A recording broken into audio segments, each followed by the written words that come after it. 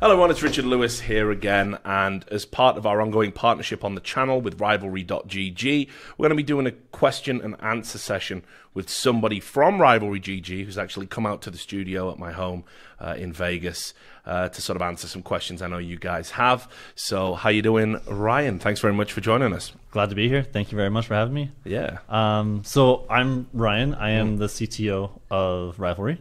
So I head up product, make sure that things are running and working, and if they're not, people yell at me. Yeah, so no, I'm sure. Yeah. I see as well. You've got these ones. You're gonna get me some of these. We'll get you some more. Yeah, give me some swag. Yeah, for sure. So look, we'll start with the first question, and I know it's one that the community, and certainly my community, is going to be always wanting an answer to, and that is that, you know, why if you come into esports, why betting? Everybody sort of says that.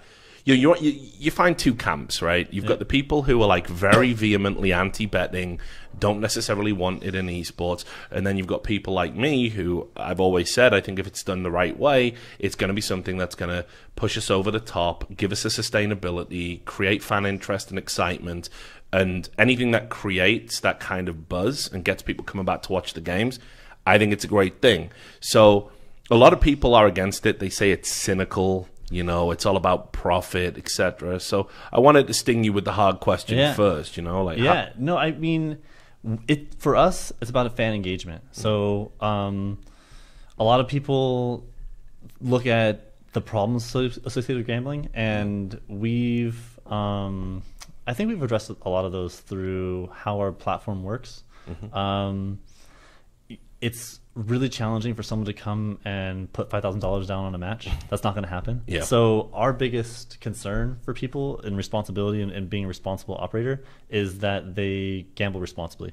So we have lower deposit limits than most other sites, and max bets are probably lower than a lot of sites. That frustrates some people. It's probably something that your community probably asks, like, oh, you can only bet $100, and it's like, well, yeah. I mean, we want you to have fun. We're not looking for you to pay your rent. If you think you can pay your rent gambling, it's just not going to end well. Yeah, and look, there's also a risk to the platform, right? To you guys, if you have these crazy odds and allow huge sized bets. You know, I've talked about this on our launch video together.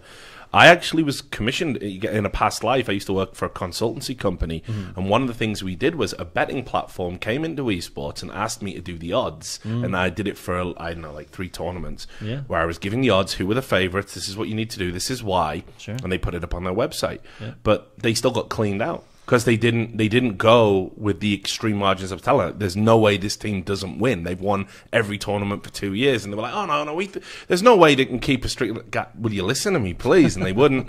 And they said the margins weren't good enough for them because they weren't listening to the kind of odds makers. So you've got to protect yourselves as well, right? Yeah, and I mean, and we're in it to make money. We're a company, of course. Right? So we will make a margin.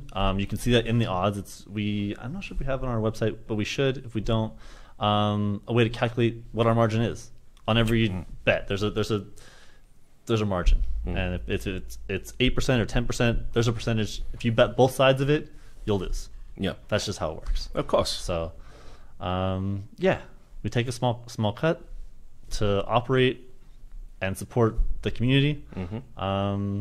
And life keeps going on. So you moved into creating Rivalry from other esports ventures that you guys have been involved in. It's not your first time at the rodeo in esports. I think it would probably inspire a little bit more confidence with everybody that haven't heard of you or don't know what you've done elsewhere. If you talked about your journey through esports, you know? Yeah, so the first thing we did in esports was we created Loot Market, which was a virtual goods marketplace. Selling mostly Dota skins. I know your fans are mostly Counter-Strike people, so... I was going to say, for some reason the Dota guys don't like me as much. I can't put my finger on why. But we also sold Counter-Strike skins as well. And that was fun. Great, interesting business. It really got us into esports and learning how everything kind of works in the ecosystem. One thing that we learned pretty quickly was that people were using skins as a way to gamble illegally. Yeah. And we had no idea. We were a bit naive, I think, when we first made the platform. Didn't really realize that this was probably the main reason that people were trading skins for money. We made it because my partner Kevin had a bunch of Dota skins, and he's like, "Listen, I want to sell these Dota skins. He had over $1,000 worth of skins that he'd bought over time, and that's a pretty excessive amount of skins to have. Yeah. So he wanted to get off the skins, and we decided, listen, we can make a marketplace that people can sell, undercut Valve a little bit, and make a better user experience. My background is user experience.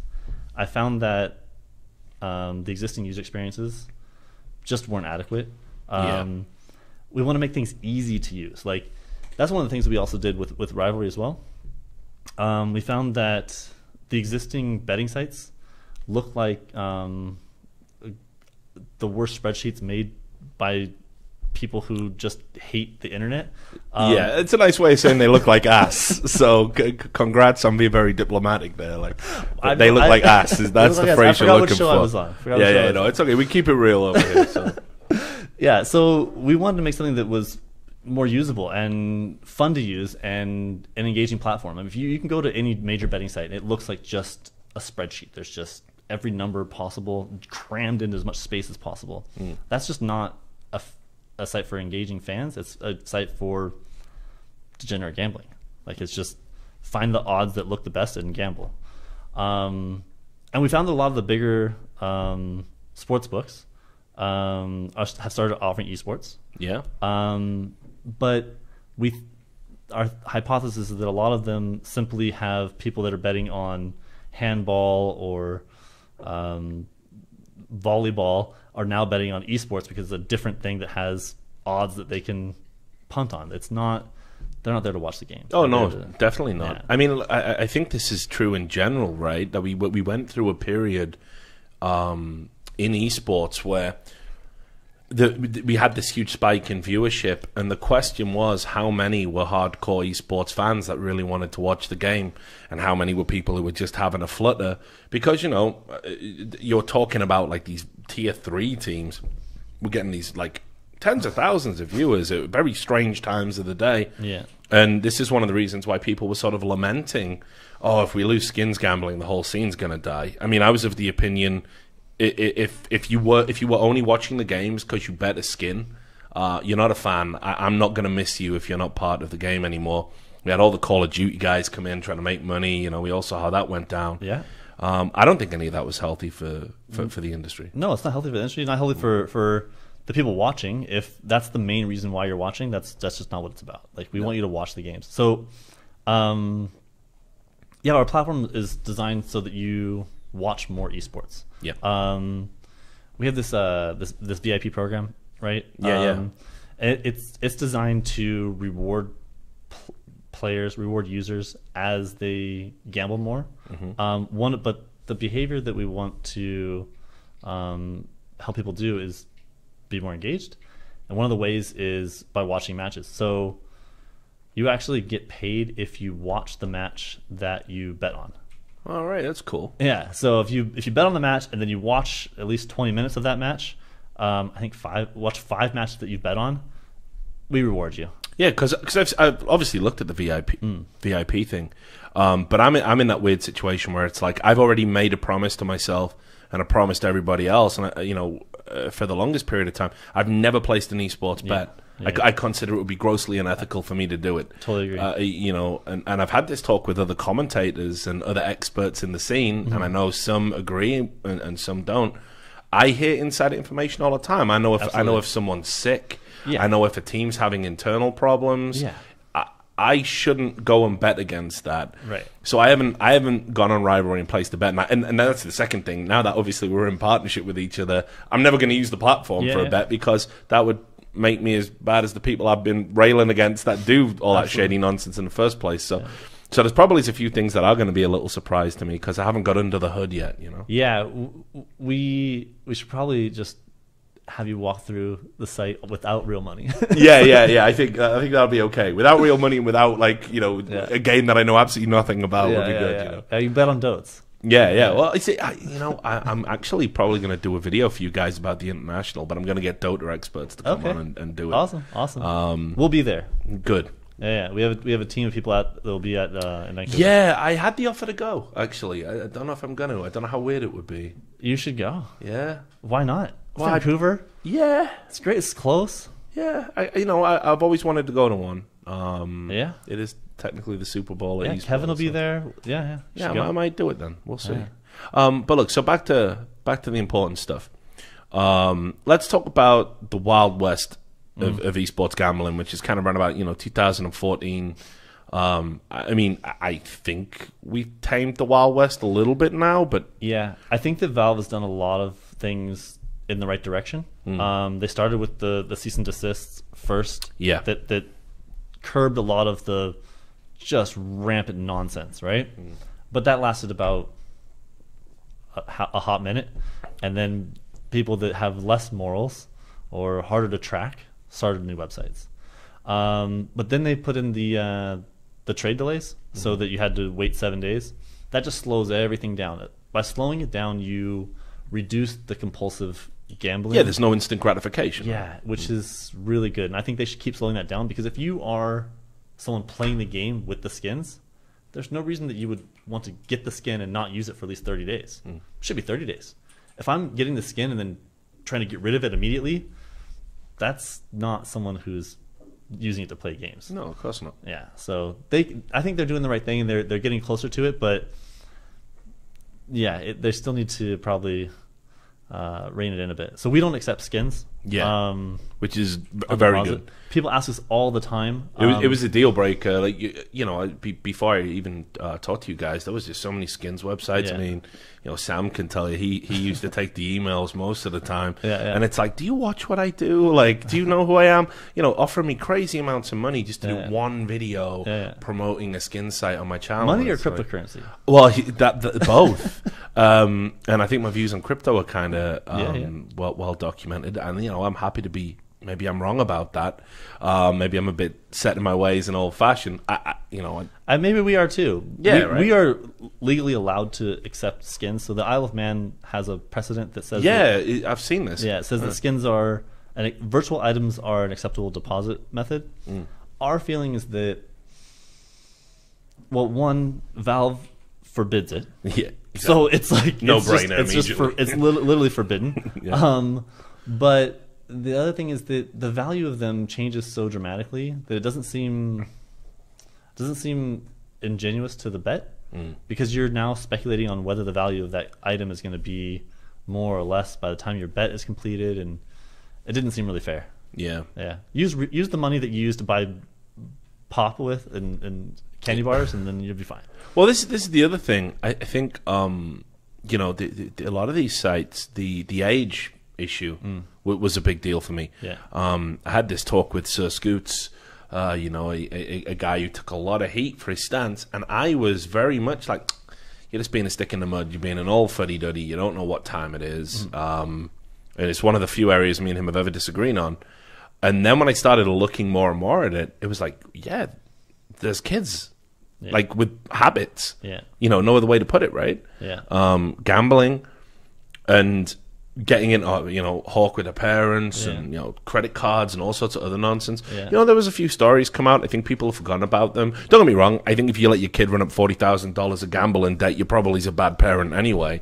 I'll say it, you don't have to agree with that statement. Rivalry GG does not endorse that hot take, but that's mine. But honestly, I think there was some real hairy stories coming out because nobody cared.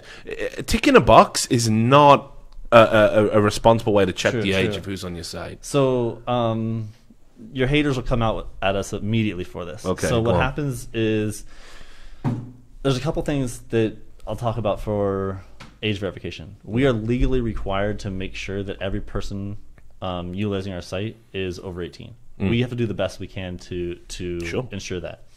That costs money. So the first flow into the site is you check a box to say you're over 18, right? Then we allow you to deposit up to $100. Figure this is an acceptable risk. If you figured out how to steal your parents' credit card and doing some stuff, you're on the hook for $100. Okay. The minute you try to withdraw money or deposit more than $100, we need you to send in an ID. Yeah. Once you send in the ID and we send it through a verification service, and we do the age verification, it costs a couple bucks, so we need to make sure that we're making money. The esports gambling game, we're not making. We make a small margin, so yeah, I was going to say it's small margins. Yeah, small margins. So that's what we do. And then once we detect that players underage, which does happen, we freeze all their bets, we refund all their deposits, and they go away. Yeah, well, that's the thing that wasn't happening with the skins websites, because it was skins. Yeah, I'm not going to go to the problem of having you send me a passport or whatever. It doesn't matter ultimately. Yeah, but they can also hide it with their parents. They can say, "Listen, I'm buying skins." Yeah. I mean, buying skins. Never been on a betting. Ours shows up as rivalry.gg on your credit card statement. So you have to explain that one to your parents. Yeah. So there's that, and then I think the other big issue that really stood out for me when I was kind of like starting to dig into this is just this. There's no what's the word? Like, there's no dissemination between. You've got people who've got back end admin access, placing bets. Mm-hmm. You've got people who endorse the website, betting on the website as a matter of course for the advertising. Yeah. How is that allowed? We're literally, I've seen so many websites now, and these are even ones that call themselves legitimate.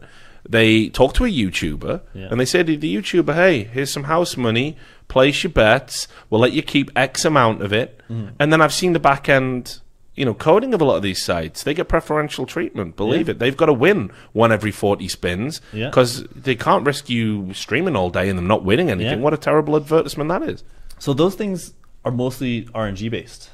We don't play RNG games. Yeah. So that's one of the fundamental parts about our platform that's, I think, different. We're not about being a casino. We're not about having slot machines that have the Counter-Strike logo on them. That's not a... we don't think that's a product. No, that's not good. That's just roulette. Roulette is not an esport, just so we're clear. Yeah, of course not. But gambling on sports is. So if someone actually had access to our backend, they'd have to also fix the match, which we're part of.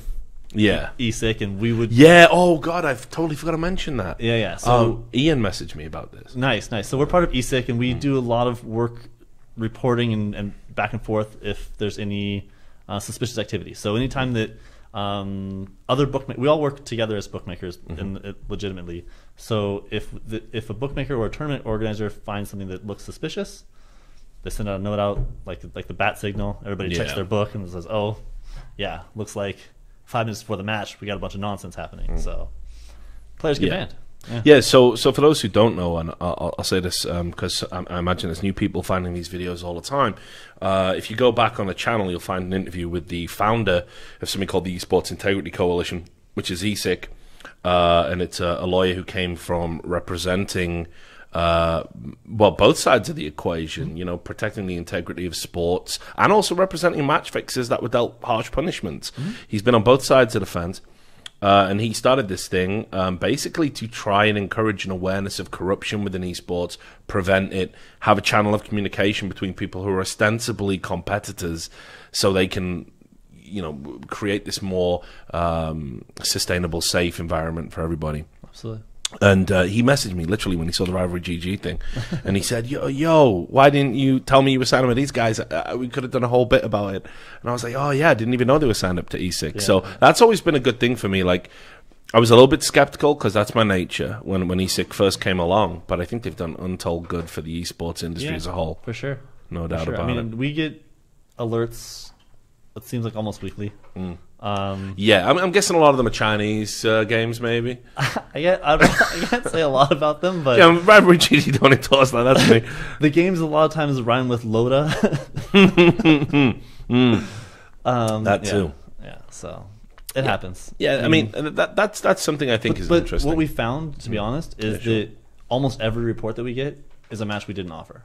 So we don't offer a lot of these matches because we don't feel that they have enough integrity. They don't meet integrity guidelines for our internal policies. Yeah. These matches are being played. They're tournaments. Other books are taking action on them. But if the prize pool is not big enough, the guy, for $1,000 prize pool, he'll throw the match. Like, there's no... Yeah. It's just, especially, like you say, these are tier 3 teams. They don't make a salary. They don't. You know, a lot of them are playing amateur, bush league level esports, and they get offered money to throw, usually by people who are quite scary. Yeah, people don't realize that it's not necessarily the players. They're not 100% to blame. Oh no, definitely not. Yeah. Definitely not. Yeah. I mean, this is what I mean. It's like generally, if any action's taken, the player bears 100% of the responsibility in this space, and and I don't think that's cool. And I've made that point as somebody who's exposed match fixes and seen like unappealable lifetime bans put in place. Doesn't give me that warm fuzzy feeling because there's a lot of mitigating circumstances that put them in that position. Yeah, if they were the ultimate beneficiary of all of the revenue of their match fixing, fine. Yeah. But I'm pretty sure someone else was benefiting all the time. Yeah. I remember having this conversation back in like 2009. I remember somebody saying to me, "Hey, Richard, what are you going to do when like organized crime starts getting into esports?" And I was like, "It's already here, you idiots. It's already here." Like, we had that Team Fortress 2 money laundering thing where they were using the keys. Yeah. Like TF2 hats are being used by the Russian mob. This is documented. It's crazy stuff. But we'll bring it back to talking about Rivalry. There's going to be a few questions in terms of plans for expansion. I've already seen a few on the YouTube channel. I know this is probably a little bit difficult for you as the CTO because you're more product focused, like you said. But the first thing I noticed is after the release is that most people are like, "Oh, people are very angry sometimes, Richard." I've never noticed that on the internet. I don't know what you're talking about. Why would you sponsor someone who's from the US when you don't allow US persons? Yeah. Like just irate with us. And we can't. Just so we're clear, we can't allow people to use our platform illegally. Please don't use a VPN. It won't end well for you because we get in trouble and then we have to close your account. Like it just doesn't end well. So we want to expand as much as possible, as quickly as possible. We need to focus on the jurisdictions that we are allowed to operate in. Yeah. And the more people who sign up to our newsletter and let us know that they're in a particular country, that helps. We track all that, and we notice when there's more people. We actually had a guy from Finland who was mad, and I think I know which one you're talking about. I think he emailed me. Yeah, he's like, "Oh, how come they don't allow Finland?" And we actually looked into it, and that's just a mistake. And we are supposed to allow Finland, and so we fixed that. So the more people that we see from different countries, we investigate it, and we say, "Okay, listen." We talk to our legal team, let them know that there's interest from these countries, and see if there's a way that we can get licensed. A lot of countries have very strict rules, and many of them will never have legal gambling. That's just the way it is. Oh yeah. But the U.S. may very soon in the future. Well, I was going to ask you about that. It's sort of connected to the whole New Jersey ruling, which somebody, I remember when that came through, I was asleep and somebody woke me, like my phone was buzzing. I was like, what's going on? Is someone locked out the house or something? And no, it was just loads of people telling me, have you seen this? And straight on it, it's a game changer, Fascinating. Online gambling is still not, you cannot deposit money online still. That's not allowed in the U.S. Legally. Yeah. But that will change in the future. So it will go state by state. Every state will have their own rules. So the bigger states will probably get more preferential treatment. If you're in Idaho, I don't know what's going to happen. Poor Idaho. But yeah, so we keep abreast of it. Again, if you're on our newsletter, we'll send out stuff to people in specific jurisdictions as things change. Yeah, and look, and I think it's important people realize as well, again, some of the sites that I saw, you used to get a little pop-up at the start that would say, if you're from these regions, it's illegal to bet, but it wouldn't stop you. Yeah, you even though they could do a rudimentary IP check, something like that, it just wouldn't block you. Yeah, that was something that was added a lot later when cease and desist started flying out. Right. Yeah, we will start offering a free-to-play product. Yes, I was going to get to that. Yeah, so that will help people that are in jurisdictions that are blocked. If you sign up from a blocked jurisdiction, we still want you to be involved in esports and still understand that picking who's going to win is a fun thing to do. Yeah, and a skill. Yeah, it's a skill. We think that paying attention to esports makes everything better. Watch the matches, pick who's going to win, and we can have free-to-play prizes where there's no consideration. So as long as you're not giving us money, we can still give you money, which is, I guess, not sure how we're going to make money, but one day we'll figure this out. Yeah, no, that was the part I was going to ask you about, because the way I understood it was that by doing these certain tasks, even in the free-to-play version, using the sort of house money, you will still be able to make real money rewards back. Yeah. So I was fascinated by that, because I was like, guys, we've been talking all this time about margins. I'm sure my sponsorship deal's like, a big part of that margin. Yeah. How's that going to work? We're in a growth phase right now, so it's important to attract as many people as we can. Sure. And we'll fine-tune it over time. I think that for places like the U.S., where it's not legal yet, but it's a huge market, the benefit is that esports is a global phenomenon. We sponsor you because you have a global audience. Although a lot of it are in the U.S. and we can't accept them, there's a lot of people that are not in the U.S. and a lot of them have signed up. It's been great. Would you believe it goes something like U.S., UK, yeah. Then I think it's Germany is next. Sounds good. Do you have any places that we can accept bets from? Yeah, I do. We got. I'm trying to think. Maybe Sweden. Yeah. Then we get into the Scandinavian regions. Yeah, those are good. Which is like Sweden, Norway, Finland. Generally, though, if you look at those as a sort of as a breakdown, what's interesting is those are all the big esports countries, if you know what I mean. Yeah. And then it gets right back down. We looked at it. We had one person from Chad. Like we looked at it, one guy religiously watches my stuff from Chad. Block. Pretty sure Chad's a full block. Yeah, so he's not going to be placing any bets anytime soon. But the people in the U.S. have friends all over the world. Yeah, exactly. So you won't be able to win as much money because it's free to play. It's just a marketing effort for us. Sure. But it will be. We hope that people will have fun doing it, and if they share with their friends that are not in the U.S., that eventually it grows until the U.S. becomes legal. With that in mind, I wanted to ask about the community effort. I think a lot of people, when I've seen them talk about community, it's very cynical. They don't really mean community. What they mean is we got a bunch of people that use our product and retweet our giveaways, and they're not really a community at all. Yeah. You guys have got your own Discord on there. You're offering all this. So talk about the idea about building up a community and what that means to you guys. Yeah. So I think what the next phase of our community is getting feedback from users as to what they want to see improved and how they want to see an esports betting website evolve, right?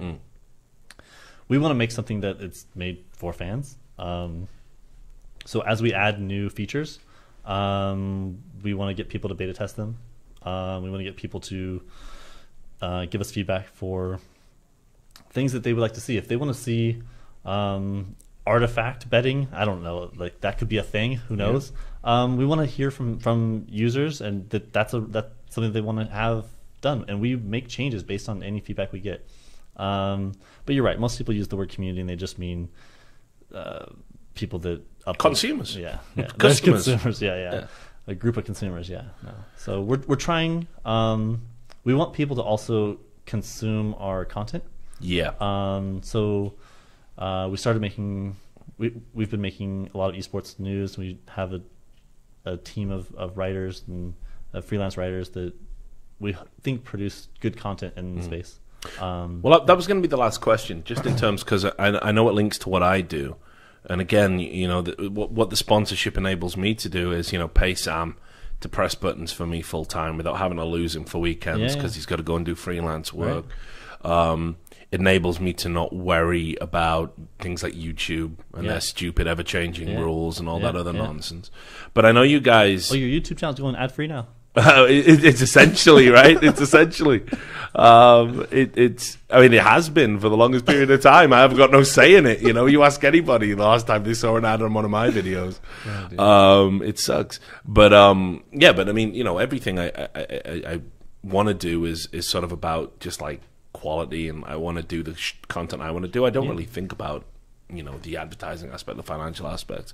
But I know you guys have got some other plans lined up to do more, you know, serious kind of content creation. Like you say, you got a news team. There's some other stuff coming out. Yeah. So I just wanted to pick your brains about that and, you know, what that means. Sadly, that's not my focus. Okay, I apologize. Sorry. I've asked you a terrible question. My stuff is all about the product and what we build. I know that we have a lot of stuff in the works, and that's you'll have to ask Kevin. That's I'm good. Sure that he'll be on. And you can ask him I expected to see him out here this weekend. Where's Kevin hiding? Kevin went to Disneyland or something? I don't know. He had stuff to do. His family. It's disgusting, dude. I know. He didn't really want to come and hang out with your scorpions. He heard about the scorpions. Oh, yo, I should take you in the garage after this. Like, no, I'm not going to do that to you. No one deserves it. But look, it was great to get you out here and talk about Rivalry and kind of what it means. I'm sure everybody's, you know, kind of watched this interview stuck around and gets a better handle now on what Rivalry GG are about. So thank you. And there you have it, guys. So hope that answered most of the questions you guys have been asking me the last few days in terms of what Rivalry GG means for the channel, what it means for you, you know, why we decided to partner up and everything else. We are going to be doing some more Q&A stuff with the Rivalry guys, so you can see that development over the course of our partnership together. So make sure you keep watching that. And of course, be sure to go over to Rivalry GG, Rivalry.gg I should say. Go over there and you can sign up and support the website that supports me making this content. I'd be super grateful if you did that. Anyway, you take care of yourselves, and I will catch you on the next video.